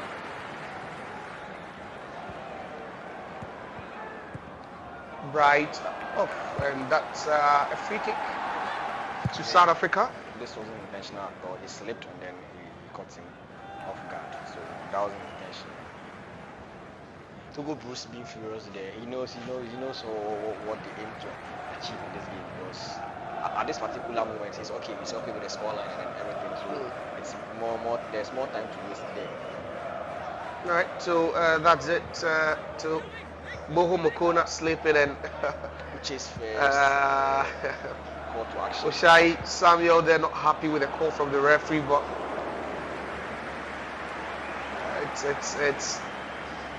it's normal for footballers and coaches to complain about every single decision, yes, isn't it? Yes. So, which is first call to action, and that results in a foul, in a cynical foul here. So, well, my Nigerian brothers, my Nigerian brethren, let me hear from you. Let us hear from you with your prediction. Do you think Nigeria, there's still about some 90 minutes plus added on time to be done here at the Free State Stadium in Bloemfontein? You think South Africa will make it to the World Cup? You think Nigeria can stage a comeback, maybe win this one, and then try and increase their chances of qualifying to the World Cup in their last two games? But actually not happy. And there's a fracas now between the two technical benches, Hugo Bruce and Eric Chale. It's interesting to note what's happening. Some exchange of words over there. Wilfred Ndidi, taking part. I see Ola Aina, Stanley Wabali will come in and try to restore some peace and tranquility there. And that's the game of football. Sometimes You know, it happens, doesn't it? Yes, you could see Mwabali all the way out of his goal post trying to calm down the nerves of his technical team members, and then these are some of the moments we the fans want to see, but then it's not healthy for the players at all because these moments calms down the tempo. No, but of the we game. saw one in the first half, and that actually brought the game back to life. You know, The aggression. the aggression and everything, and maybe maybe that's what we need to see before the goals will start flowing again. Right. So As I said earlier, we the fans we are happy about these things, but then the players, this brings more aggressiveness in them becomes very, very intense, and then they can end up injuring their colleagues. So they should just calm tempers and play the ball on a lighter note. yes. So that's South Africa. Now quite happy there, and you can imagine for a tournament that comes around every 4 years. It means a lot to qualify. Not just Not just the in World Cup. This is the World Cup. Where the world's best teams come together to partake in a single competition. Exactly. Let's not forget that Nigeria, South Africa themselves hosted the World Cup some 15 years ago, and to date is being dubbed as the greatest, World Cup tournament ever hosted. Yeah, Qatar came close. We saw Qatar coming close, but it wasn't as massive as what we saw in South Africa. And then the memories. That's been the only first ever World Cup hosted on African soil. Exactly. Morocco will be hosting some games as well in the next couple of years, but then they'll be co-hosting alongside 2 countries from the Iberian Peninsula. That's Portugal and then also Spain. So 3 countries, 2 from Europe, 1 from Africa, coming together to host the World Cup in 2030, and that would mark the 100 years. The century for the World Cup. But then the 2 coaches, they make peace. Like, come on, like, this is a game of football. Yes. And Eric Chill earlier on, having this heated argument with Hugo Brooks. But now it looks like peace has been restored, and both coaches, exchange a handshake, and we are good to go. 75 minutes played.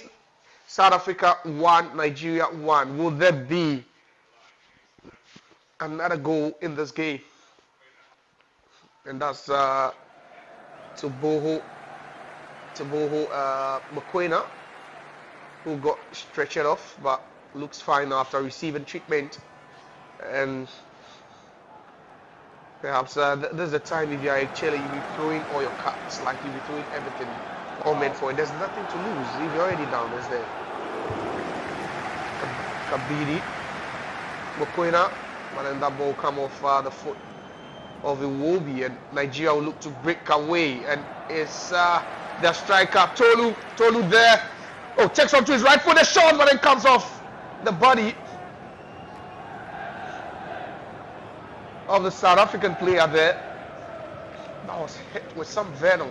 Yes, but then there's Apollis now moving forward, trying to drop a shoulder. Yes, it does, but then he wouldn't go past Samuel Ajayi, quite large, but then Frederick will hit that one long, trying to find Ademola Lookman. He just wouldn't, and that's a good way, to just fend off a challenge there by Obas. Batusi Obas also plays for Mamelodi Sundowns. So about 4 or 5 Mamelodi Sundowns players in the setup for South Africa. Tells you how dominant of a side they've been in the PSL in the last couple of seasons. Mamelodi Sundowns owned by the current CAF president. That's his team. They won the CAF Champions League in 2016. Mamelodi Sundowns. Yeah, they're one of the most consistent teams in Africa. So as of now, they qualified for the Club World Cup as well. Exactly. So It wasn't a bad performance. I remember that 7-goal thriller against Borussia Dortmund. But then it's Nigeria in the box, and a player falls, and play will continue. Nigeria trying to win themselves a penalty there, but then half cleared by South Africa. Still Nigeria. Ademola Lookman dragged onto the turf, and referee says no, he's having none of that. And it's it doesn't get more physical than this, does it? Because you have Lyle Foster, clashing with Benjamin Fredericks. A series of collisions there. Calvin Bassey on Indula. And Indula is asking questions like, why is this very far? But then another substitution for Nigeria. Another substitution. And it's Moses Simon, who will be taken off by his head coach, and on is Samuel Chukwueze, who plays for AC Milan, but then he's on a loan move to the Premier League. And Ikorade, but then unfortunately that header straight into the comfortable arms of Ronwood Williams. Now it's South Africa.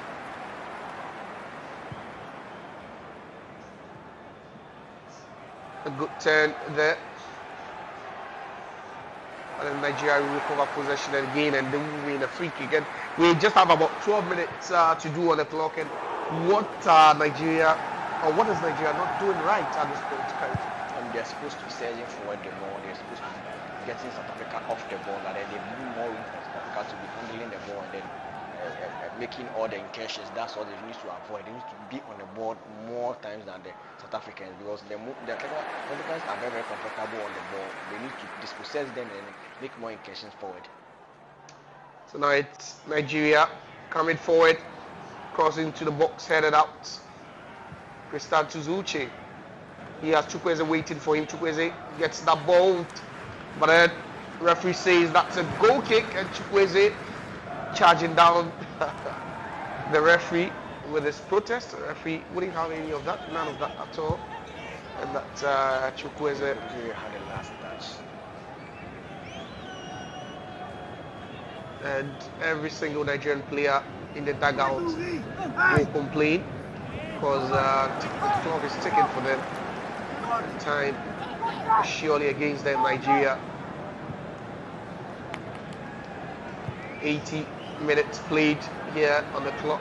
Still Nigeria 1, or South Africa 1, Nigeria 1. And it's South Africa now in possession. Kadibi played, and Apolis will win that ball, and it was a jack to come from an outside position. Apolis.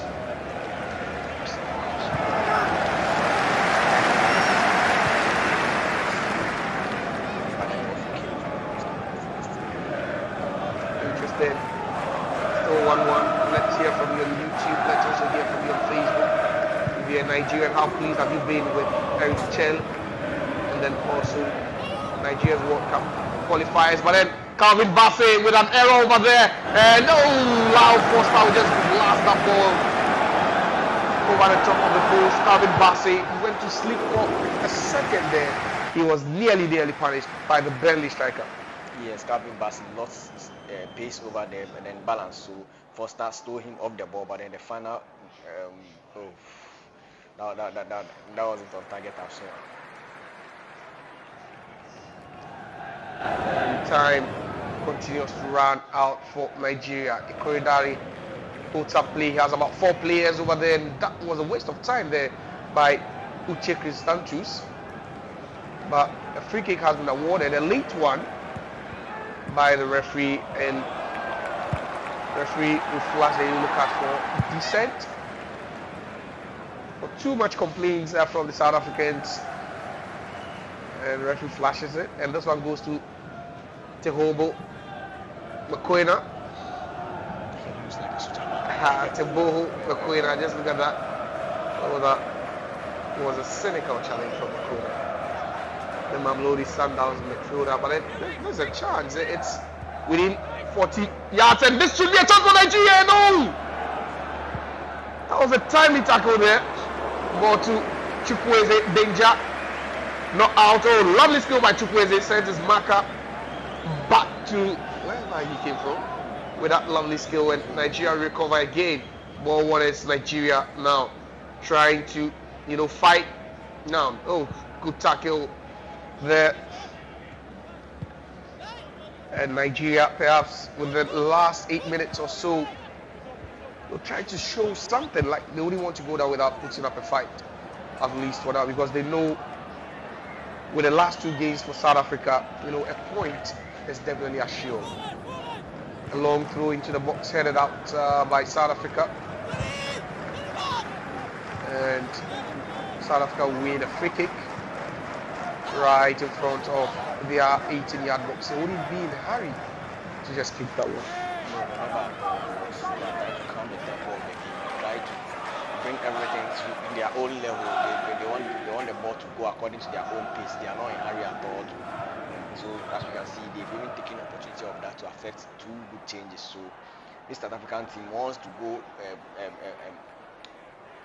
wants to at least earn a point from this particular fixture where all the pressure will be mounting on Nigeria, because they are in need of the points more than the South African team. Right, so let's do some messages on Facebook. This one says SA to win. It's coming from Nimanche. The game is currently tied over here. And this one, Kwabena Junior says, please, my Jesse, I win the predictions about Ghana versus Mali match, and I said Ghana won, Mali nil. So I did my Jesse. My number is here. All right. So if truly you predicted right, the Nimanche, we would definitely send your kit to you, just like we promised. Then you can also join. This. Let's hear from you. What do you have to say? What do you think the final scoreline will be? And it's still getting interesting over here. 1-1 with about 6 minutes plus added time to go. A long ball into midfield. Ball won by Uche Christantus.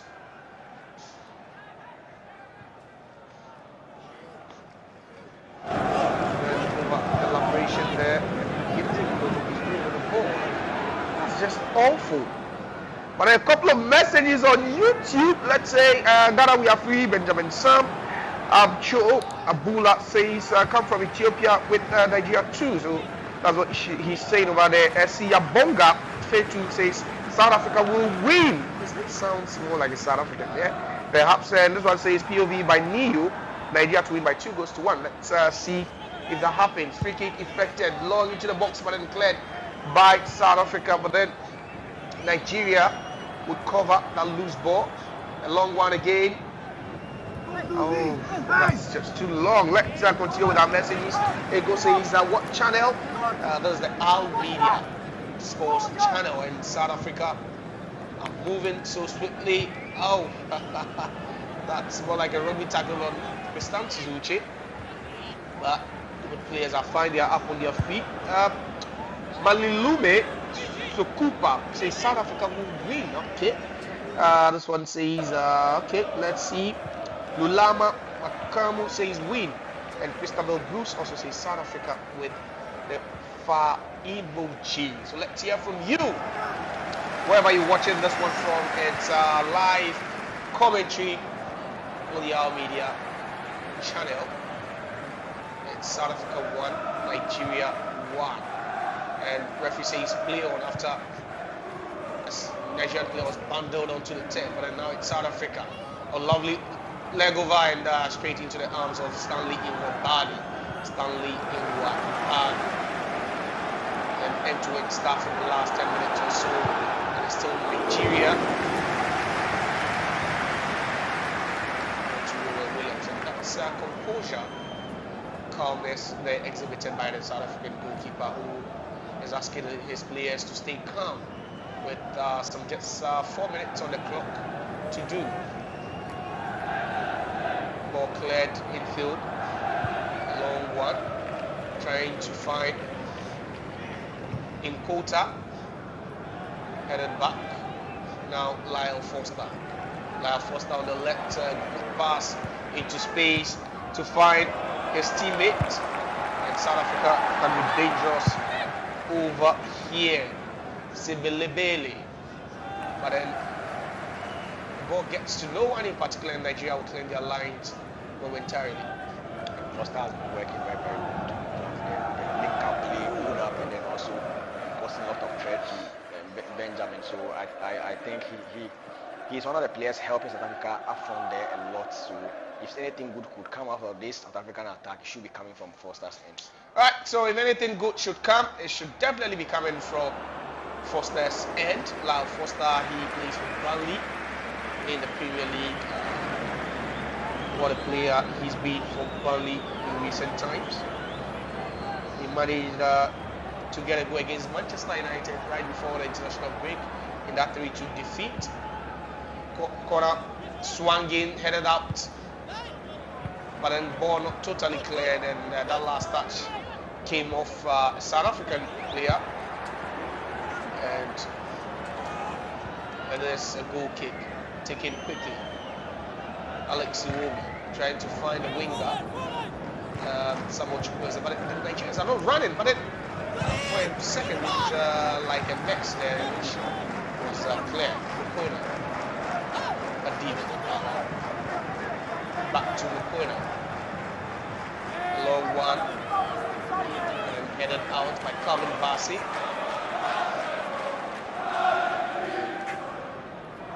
Tussle over there to win a Sebelebele.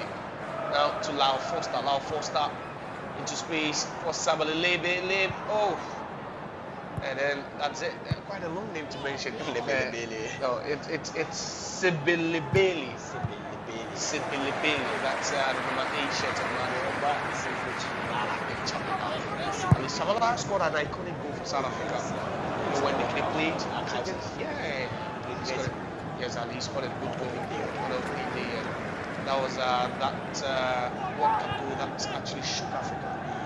You know, Shabalala, he hit them with that, you know, famous goal. Unfortunately, it wasn't enough for South Africa because after that game, they couldn't even, you know, advance from their group. It was Ghana that actually, you know, made Africa proud by making it to the last 8 before eventually losing to Uruguay.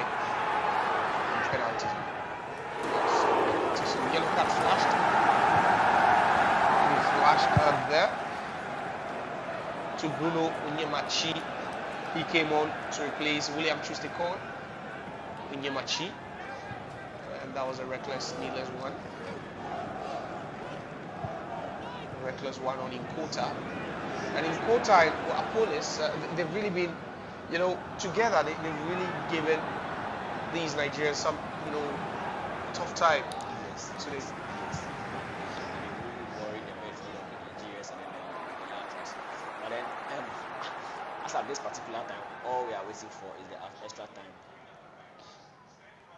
Right, so Stanley Wabali is out of his post, but then the ball is still in play. Somebody want to head that one, no one in particular. Ball still kept in play by Inkota. And ball lands to Kadibi, trying to put that one through that side hole there, but that wouldn't go. And 90 minutes are up as we speak. Oh, just be signaled how many minutes we'll be doing here, and it's 7 minutes, so 7 more minutes, and it's either Nigeria try and get something, or it's just maybe a potential bye-bye to the World Cup. Oh, that was a nasty challenge, a collision over there. But then referee hasn't whistled. And you're wondering that was just too combative, too aggressive. But then it's still South Africa. Ball into the box, targeting Lyle Foster, and Wabali will just fist that one away. South Africa still in possession. Kabidi, and the ball wouldn't go through. Cleared, just half cleared. Referee says play on, and the game is getting interested because the referee is not trying to give any cheap fouls away to anyone. Sebelebele, oh, he's tripped. Referee says play on, he doesn't care. And that's a no-nonsense way of officiating by the center referee. 1 minute played, 6 more to go. At this point, Nigeria are stuck on 11 points, South Africa on 17, with just 2 more games to go. And Nigeria, they've not shown any fight. They look very clueless because at this point, if we get hold of the ball, we're certain to be on the counter break, but then we have nothing. Samuel Chukwueze, can he make something work? But then his pass ricochets off a South African player again. Nothing. It looks unproductive from Nigeria, doesn't it? Alex Iwobi, Samuel Lajai, and then ball clear back to Nigeria. And Samuel Chukwueze now a bit more central. will move to the left-hand side. He uses the run of the player, the ball into the box there, but then cleared. And there's a throw into Nigeria. Tail can't sit, neither can any of his technical men. And Nigeria still believe there's time to get something out of this game. Ball will be taken back to Wabali.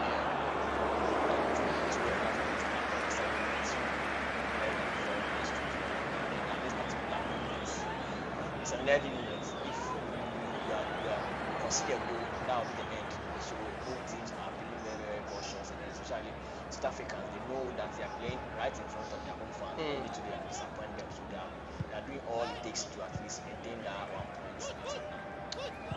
No room for disappointment, especially if you're a South African player. This is the time for you to put your life on the line. But then one more change to be effected, and Lyle Foster will be bowing out. What a day is hard. He's been fairly okay, as you see. Yes. He's done very, very well. He's been a common reflection from defenders like Benjamin and the two people who exit them in the course of some times.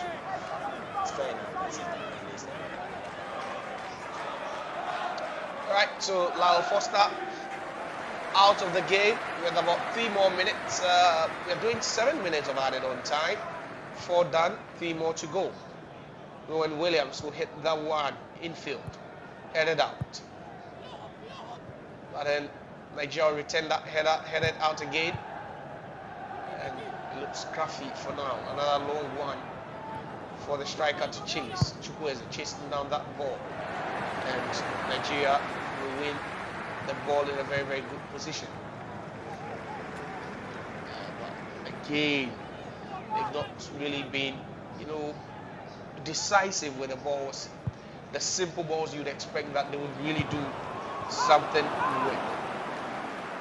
Yes, Chukwueze, since he's come on, he's not really been that light in the part of Nigeria. He's had one v1 chances about 2 and so he's been Sibele bailing out with the ball.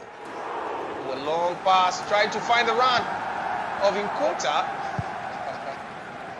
Nkota, not the tallest of players on the pitch at all. And again, Nigeria lose the ball, without any pressure on them.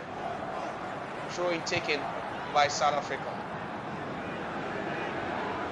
South Africa will be the happier of the two, but then Kadari, what a block.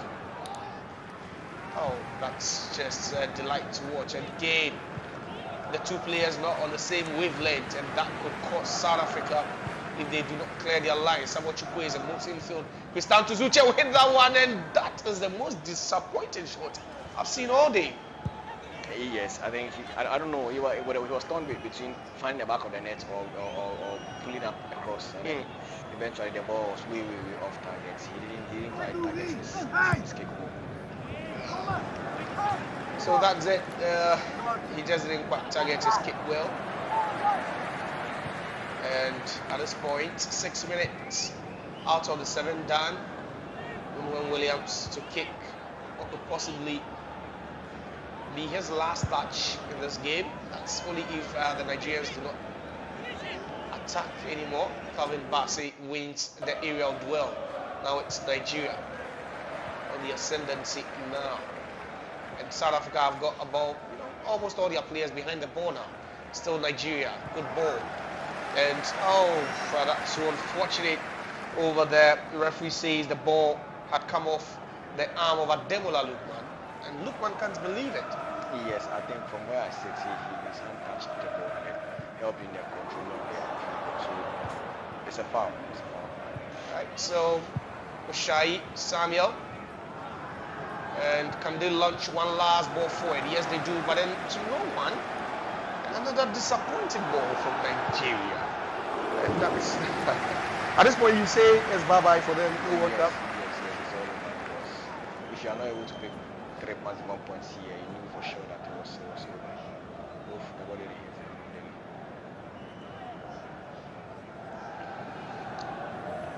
and Lookman just believe that would have been at least a chance to make something happen. But then, that is the final whistle. All the 90 minutes are up, and it looks like South Africa made another huge statement towards their bid to qualify for the World Cup next year in the USA, Canada, and then also Mexico. Hugo Broos, a happy man. The players also elated. The fans in frantic moods. And what do you make of this? Very disappointing result for the Nigerians, but then a very positive one for the South Africans, especially.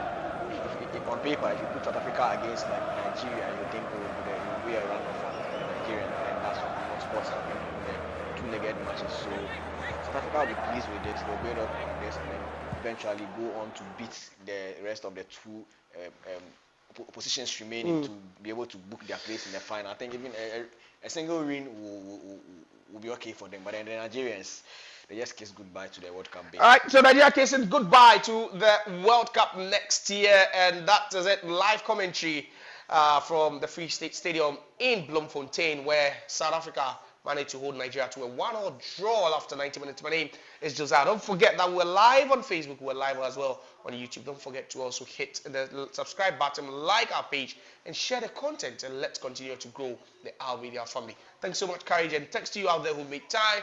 For now, it's bye-bye.